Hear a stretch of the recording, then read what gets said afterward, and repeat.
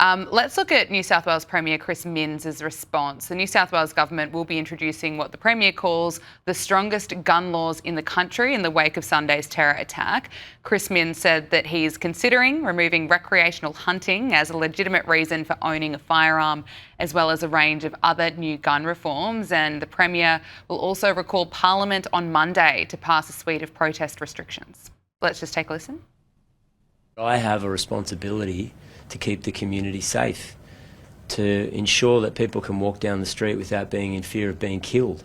And unfortunately, when you've got a terrible situation where people have been killed, mowed down in great number just because of their religious faith, I think it would be a horrible situation to see a mass demonstration. In my view, a mass demonstration on this scale would be so divisive for our community. It would light a fire that I think would be difficult to extinguish. Mia, what do you make of New South Wales Premier Chris Minns' response? Well, I mean, he's starting to talk about protests. Now, really, now you're starting to worry about these protests. These protests have been going on for 2 years. Every single Sunday, we had protesters out there chanting extremely anti-Semitic things, calling for the incitement of violence, and there's been absolutely no leadership on the issue. I mean, where was the Premier on October 8 when we had those demonstrations outside the Opera House, calling to the death to the IDF and saying things like gas the Jews? Where was he then? But now we want to start talking about division in this community. I mean, make no mistake, this is Australia's 9/11.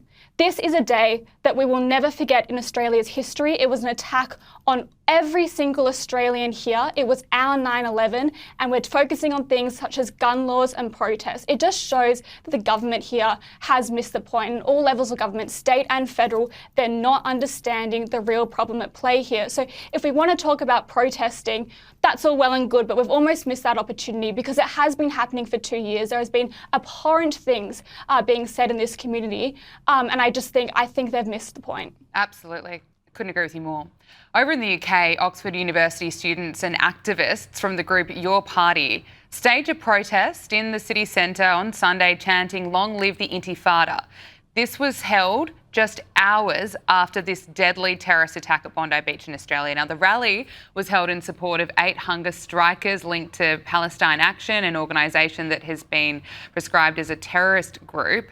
Now, 2 of Britain's biggest police forces say that they will now be arresting protesters who chant "Globalise the Intifada" following recent terror attacks. The Metropolitan Police and Greater Manchester Police say that anyone using the slogan could face prosecution, arguing the context has changed in the wake of the Bondi attacks and growing concerns that it incites violence. Let's listen to this.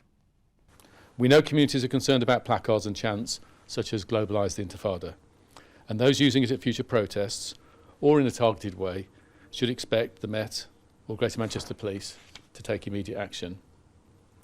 Violence acts have taken place. The context has changed. Words have meanings. Words have consequences. Mia, what do you make of this? I mean, it's quite shocking to me to hear them say the context has changed. In what way has the context now changed? I think their eyes have just been opened to the fact that for years, when we had Jewish people around the world warning our leaders that this was coming, those warning signs were ignored. And in every instance, particularly here in Australia, when advice was given to those leaders, they were kind of pushed to the side because it wasn't politically relevant or useful to them in that moment. So to say the context has now changed, I think is extremely insulting to all the Jewish people who have sent out those warnings. But it also does just show that this problem of anti-Semitism, it's not just a problem here in Australia, unfortunately. It is on the rise globally. And in the UK, they've been dealing with this problem now for a while. And I think it is time for the left, quite frankly, to wake up. For so long, they have been warning us about right-wing extremism and the problem with people on the right, and constantly the right have been held accountable for extremist groups. But where is the left? I think it's time for the left to stand up and start calling out some of their own and saying, a lot of these, they've gone too far. And I think they've been going too far for a while now, but they need to stand up and own up to that. Now, when it comes to the UK police finally taking this seriously, I think it remains to see what they actually do, because we have a police force in the UK who has been more focused on arresting people in their own homes for tweets they've made, which I've found at times, I think, relatively low in posing some kind of threat, but they've been more focused on policing people in their own homes rather than stopping violence on the streets.